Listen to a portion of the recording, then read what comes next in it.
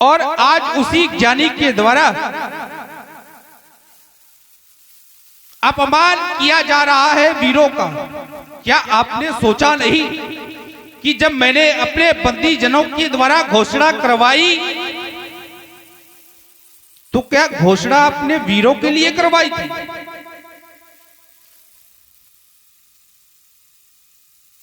क्या घोषणा आपने वीरों के लिए करवाई थी? बोले वंदी वचन वर सुनऊ सकल महिपाल। और महिपाल माने राजा होता है, महिपाल माने वीर नहीं होता। और जब घोषणा इन राजाओं के लिए थी तो फिर अपमान क्यों वीरों का किया जा रहा है?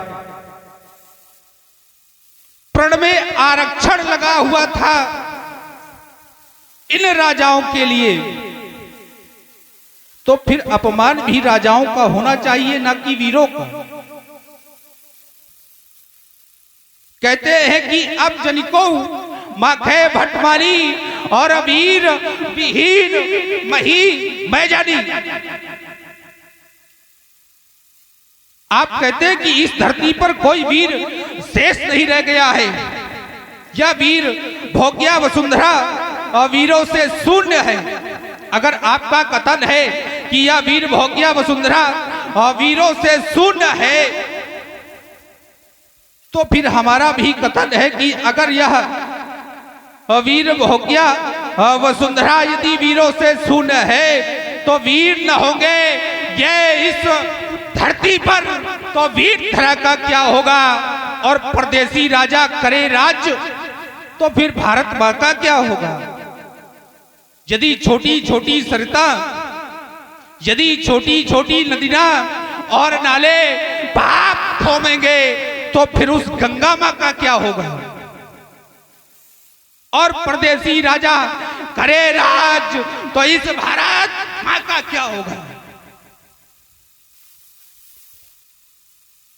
घोषणा इन राजाओं के लिए अपमान वीरों का, प्रण में आरक्षण और राजाओं के लिए अपमान वीरों का। क्या अतिथियों का सत्कार आपके नगर में ऐसे ही किया जाता है? अतिथि का मतलब होता क्या? जिसकी आने की कोई तिथि मालूम ना हो। और ये तो सब प्रण को सुनकर के आए हैं। आपके अतिथि हैं तो क्या अतिथियों का सत्कार ऐसे ही किया जाता है जैसे आप कर रहे हैं? आप तो ज्ञानी हैं, ज्ञानी ही नहीं बल्कि योगी भी हैं। और एक ज्ञानी के द्वारा यदि अपमान अतिथियों का किया जाएगा तो फिर समाज में क्या जाएगा?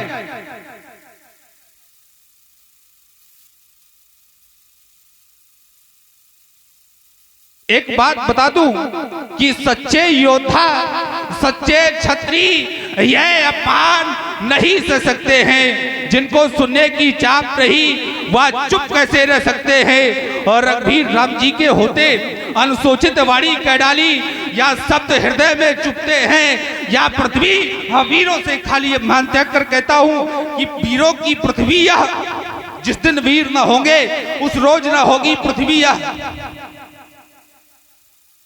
एक बार आपने विचार किया,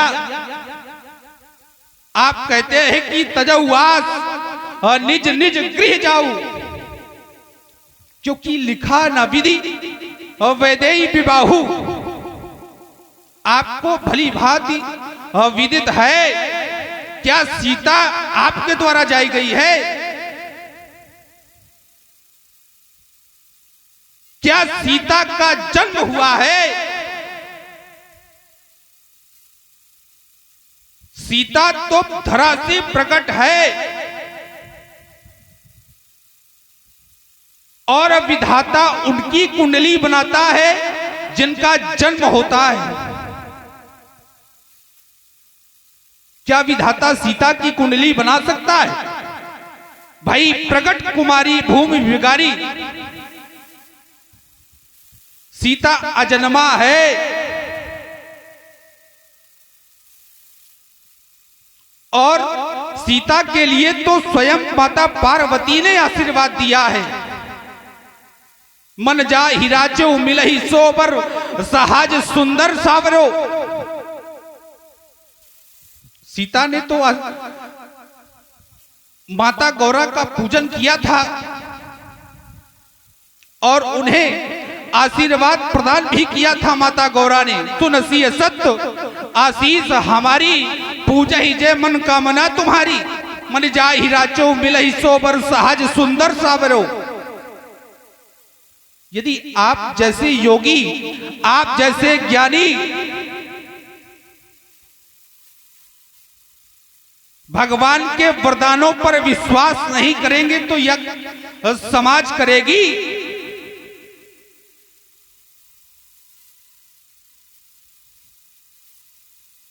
बोलो बोलो मिथिला के मिथिलापति विदेह।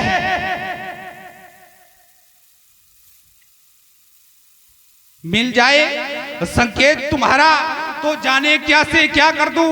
हर ज्वाला को हर राख बना लूं, स्वयं अंगार बनूं मैं। और रहेगा न राजा, कहेगा कायर कौन मोही। उसी के देश में वर्ज बन जाऊंगा, वंश रघुवंश की पताका फहराऊंगा। तो दूल्हा बने राम और दुल्हन वह जानकी। तो वीरों में श्रेष्ठ श्रोमणी लखन लाल कहलाऊंगा। रघुवंशिन माजा को होई तई समाज अस कहे न कोई, लेकिन कही जनक जस अनुचितवाड़ी। विद्यमान और रघुकुल मणि जानी, सुनो भानुकुल पंकज भानु। कहाउ स्वभाव न कछुओ अभिमानु।